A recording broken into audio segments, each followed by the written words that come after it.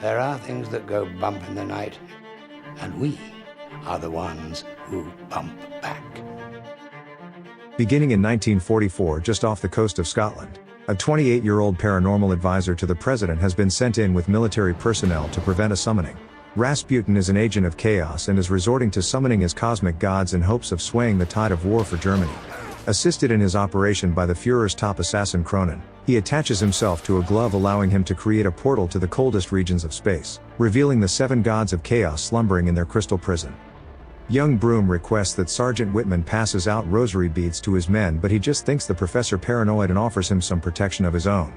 Arriving to see that they're almost too late, Whitman chucks a grenade at the ritual, blowing a scientist into the portal who melts away with a Wilhelm scream. The American troops attack when Cronin shoots young Broom in his leg before running out of ammo. Using his retractable blades, the assassin kills several soldiers while making his way towards the real threat. About to finish the wounded professor, Whitman shoots Cronin, hitting only armor but giving Broom enough time to hurl a grenade beneath the portal. Cronin breaks off his attack and tries to grab it while losing fingers in the process, but it explodes, destroying his hand and leaving him impaled by a fragment of the portal. As the machine begins to fall apart, Putin gets sucked into it to meet his makers while his mistress Ilsa runs away with his notes. With the length of time the portal spent open, Broom advises the sergeant to have his men search the area for anything that may have come through. As the professor bandages his leg, he encounters a young half-demon that the soldiers nearly kill out of fear. Broom warns them not to and instead calms it down with a chocolate bar which it snatches with its large stone hand. They all realize that whatever it may be, it's just an infant, and decide to raise it. The soldiers all give him the name Hellboy for obvious reasons, and the night was immortalized in black and white. Over the next 60 years, Red became an urban legend with occasional sightings of him battling monsters. In present day, a much older Broom's just been informed by doctors that he's got cancer and only has a few weeks left to live. On his way out of the clinic, he sees his friend Tom on TV comparing Hellboy to Bigfoot and insisting he doesn't exist. When he also makes claims that the Bureau for the Paranormal doesn't exist either, we cut to it, as the scooter-riding Myers arrives fresh out of FBI school for his first assignment. Inside, he's taken underground into the secret society and is met with an empty library. From inside a giant fish tank, the polite Abe Sapien introduces himself. Professor Broom enters and says Abe was found on the day Lincoln was killed, hence the name. Once a human who was turned into a fish by an ocean cult, Abe since acquired the taste for rotten eggs. More confused than ever, Broom leads Myers through a museum, explaining that after Hitler got the Spear of Destiny, his powers increased tenfold, so the president formed the Bureau in hopes of preventing that from ever happening again. Broom then hands Myers 2 chocolates and palms him off to Agent Clay to meet the rest of the team. Housed inside a vault due to his recent bad behavior, Myers is handed a comic featuring the 7'2" Hellboy as an introduction to the man himself. The 6'5" half-demon vigilante is the Bureau's pride and joy, though he's less than pleased with the arrival of his new babysitter. Just then the alarm plays Red's favorite song and he almost caves Myers' ribcage in with a gentle touch of his right hand. Over in Moldavia, in a snowy mountain pass, 3 adventurers follow Rasputin's diary through a labyrinth. Once in the center, the guides paid for his services before being sacrificed, revealing his killers to be Ilsa, given immortality by Rasputin, and Cronin being kept alive by whatever this thing is. Using the guides' blood, they resurrect Rasputin before making their way to New York City, where at a local museum the Super Sapiens show up in a mobile command center. Armed with the Good Samaritan and Abe with his breathing apparatus and goggles, Hellboy and his team enter under heavy security to hide them from the public. With his gun being made from melted down church bells and his bullets containing holy water and silver shavings, Red's told by Abe that an ancient evil resides inside the museum as he gleefully enters alone. The room's filled with half-eaten corpses while a starving creature ignores Red to continue chowing down. Abe researches a book that goes along with it and discovers its name to be Samael the Desolate One. When it finally decides that maybe it should flee, Hellboy shoots it a few times and walks away, job well done, but is informed that it's nicknamed the Hound of Resurrection as he turns around to find it lives up to the name. Out of nowhere, it attacks him and slams him around the room a few times before hurling Red straight out a window and into the alley below. While down there, he briefly encounters a blind Rasputin, but he disappears before Samael attacks again. Having gone around back, Myers fills the Hellhound with bullets, which upsets the big guy as he likes to give off the lone wolf appearance. Myers loads a tracer into the Samaritan, which Hellboy shoots Samael with. Following the trail, he chases the Cthulhu Hound through a crowded city and across several lanes of heavy traffic. Myers follows but is clipped by a car and faces certain death when Red returns to save him with a single punch to an approaching car. He follows Sammy's trail back down into a subway system, but it rips its way through an approaching train and straight out the back. When Hellboy attempts to do the same, the conductor hits him upside the head with an extinguisher, sending the train over him. When he rises, Samael drops on top of him, so he electrocutes it by sending a current through his own body. Hellboy turns off his radio and goes incognito as Samael begins to decay and his life force splits into two. In an abandoned part of the subway, Rasputin has his hair shaved and eyeballs put in, having had his previous ones sucked out in the void. Sam's life returns to him and he uses it to summon two more just like him. Arriving at the museum, Tom's not happy with Hellboy's constant disappearances and calls him and Abe both freaks, which the freak politely ignores and uses a blade left behind to telepathically show the professor what happened. The assassin displayed his level 100 sneak in order to get inside the building when Ilsa ruined everything by setting off the alarm. Cronin dealt with the guards, deflecting their own gunshots back at them and then tanking the close ones' bullets before easily slicing them to ribbons. Rasputin entered and resurrected Samael from a jar with the enchantment that for every hellhound that dies, two shall be reborn in its place. With the only way he's able to obtain anything being to steal it, Red takes some beers to the local mental hospital to visit an old flame, Liz. She once lived at BPRD with him but has since had herself committed in order to control her abilities, which she says is working. As Liz leaves, the nanny squad arrive to take Hellboy home as he is beginning to grow weak. They find that it's due to a parasite that had attached itself to him and laid an egg containing little baby Sammys. Broom decides that Hellboy will lead the team back to the subway the next day and look for any more eggs, while over at the hospital Liz is visited by Rasputin. In just another one of his evil plans, he forces the memory onto Liz of the time she accidentally burned a group of bullies alive, causing her to recreate the moment in her sleep, destroying the entire hospital and all of its residents. The next morning, Red receives a full hellish breakfast while being comforted by his flock of kittens. He files his horns to appear more normal and gets personal with the insults when Myers offers to help re-recruit Liz. Had enough of the crap, Myers tells Broom that he quits, when he's told about the cancer. Broom's raised Big Red as his own child, and with the help of Abe's abilities has identified Myers as having the pure heart needed to raise Hellboy in his absence. The kid goes to the ruined hospital to speak with Liz, who's now calmed down and miserably agrees to go back to headquarters, having already been through this 13 times before.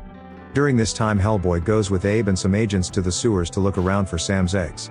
Abe's given a holy relic for protection and sent into a cistern where he's the only one who can explore. Nearby, Cronin's working on his prosthetic hand and overhears them thumping away, so he draws Hellboy away from the rest of his team. Clay chases after his friend and comes across the assassin first, but his bullets just pass through him, revealing Cronin to be a bag of sand. Cronin then proceeds to brutally shank Clay multiple times, then lays himself down next to his body and turns off his ticker. While Abe's collecting eggs, he finds a massive cluster, but he drops his relic. Instantly he's attacked but loses it in a small compartment that Sammy can't fit inside and decides to just give up. The two remaining agents attempt to go at Hellhounds alone, but the one with the gun doesn't even get off a shot. The last remaining agent gets to a dead end cut off by a passing train and is devoured like his friend. Red comes across Cronin's workshop, but another Samael tackles him down a shaft, reminiscent of Gandalf in the Balrog, before crashing into a subway station. The creature throws Red around the station and eventually brings a whole building down on top of him, but the durable bleeding man stands up looking like a glass echidna. With the motivation of protecting a box full of kittens, Red throws Sammy above the tracks by his tongue and holds him there long enough for a passing train to finally kill it. Once again, while the kittens meet the right hand of doom, Sammy's soul splitter continues the cycle. Hellboy returns to find his friends dying, while Abe makes it out of the sewers just as the eggs begin to hatch and dozens of Sammys enter the world.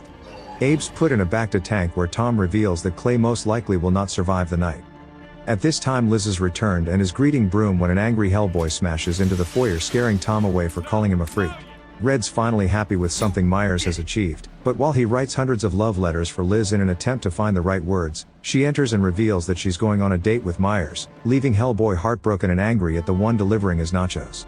Broom performs an autopsy on Cronin where he learns that he's over 100 years old and his blood dried up decades ago. When the professor leaves, Cronin rises back up, having used the clockwork mechanism to restart his heart after a short period. He puts himself back together and ends his reconstruction with a flourish. Alone in his office, the professor is confronted by both Puppet and Puppet Master. For raising Red in his absence, Rasputin grants Broom a glimpse into the future where Hellboys released the 7 gods and brought about the apocalypse. He mocks Broom's Christian god for never showing himself while his own live within him, speaking every minute. Offering to tell the adopted father what Red's real name is, Broom just says that he calls him son and prepares to be executed. Cronin does the deed quickly while Hellboy is shown to be stalking Liz and Myers and eavesdropping on their conversation. Agents suddenly show up and cut the date short, so Red rushes back to headquarters knowing something's wrong, finding father dead. After Broom's funeral, Hellboy refuses to eat or speak for days, leaving Liz to wonder if she should stay or not. She speaks to Red, who apologizes for not being as pretty as Myers but promises to always look this good. Tom takes over the BPRD, and with a scrap of paper that Broom found on Cronon's body being their only clue, the team follow the address to Russia in search of Rasputin and Samael. Once they arrive, Hellboy's transported inside a crate and they reach the address to find it's Rasputin's cemetery. In search of his tomb, Red decides to reanimate the corpse of some dude named Ivan Klemenovich and gets directions. He leads them to the mausoleum, but once inside it comes alive with booby traps and the group split up into two teams. Hellboy, Tom and another agent discover a bridge leading over the giant crypt below when it seals itself. Without hearing anything approaching, the agent along with the bridge and Ivan are obliterated by a trap and launched into the abyss below. Before the other side can close, Hellboy tosses Tom underneath, then makes it in himself before the bridge collapses. The two then find Cronin, and despite his elusiveness, Hellboy saves Tom from an attack and the two fight, ending when Red catches the assassin's blades and gives him a few dinks of doom. The defeated Gimp attempts to catch Hellboy in a spiked pit, but Tom saves him in turn by throwing gears at Cronin, giving Red time to lasso him and pull him onto the spikes. Then double taps him with a gear of his own, leaving Red and Tom to finally garner each other's respect. Meanwhile, Liz and Myers find the egg chamber beneath Hellboy, so he begins to ground pound his way down while the final red shirt is killed. He makes it down in time to save the others and begins cracking skulls, but gets overwhelmed by the rapidly growing hell puppies. Liz tells Myers to hit her and it activates her powers, allowing her to roast every living thing in front of her that isn't fireproof, killing Sammy for good. With the whole group injured or depleted, they're captured by Rasputin and Ilsa, who contain the right hand of doom in a set of enchanted stocks. Rasputin's obtained a doorway to his gods and requires Hellboy to open it with a hand like a key. He sucks the life out of Liz and tells Red the only way to get her back is by reciting his real name to unlock his shackles. He speaks in Ungun Rama and his horns grow to their full length in seconds and he begins to breathe smoke. Then, without a care for anything else, he unlocks the door, which creates a portal in the moon, shattering the old god's prison. The Ogdru Jihad begins to descend to the planet, when Myers throws Hellboy his father's prayer beads and they now burn his flesh. Myers kicks Ilsa unconscious and reminds Red that his father died so that he could have a choice. So Hellboy breaks his horns off and stabs Rasputin with them, choosing to live a less godly existence. As the portal closes and the Ogdru Jihad are sent back to the other side of the universe, Red takes Liz's body and begins to leave, but the now one-eyed Rasputin unleashes an envoy of the seven gods called Baby Behemoth. It rapidly begins to grow and kills Ilsa and Daddy in the process. Hellboy gets Myers and Liz to safety and takes a cluster of grenades from Myers, when a tentacle grabs him and drags him violently back into the room. In the final showdown, Red uses a statue's greatsword to slice off the ever-growing behemoth limbs until eventually one catches him. The behemoth swallows Hellboy whole along with the grenades and he blows it to pieces from the inside. Easy does it. With another god crossed off the list, he speaks to the Ogdru Jihad through Liz like she's a walkie-talkie and tells them to release her or he'll cross over and kill them also. Her life is instantly returned and the two kiss, becoming engulfed in Liz's flames. And the movie ends. In the absence of light, darkness prevails.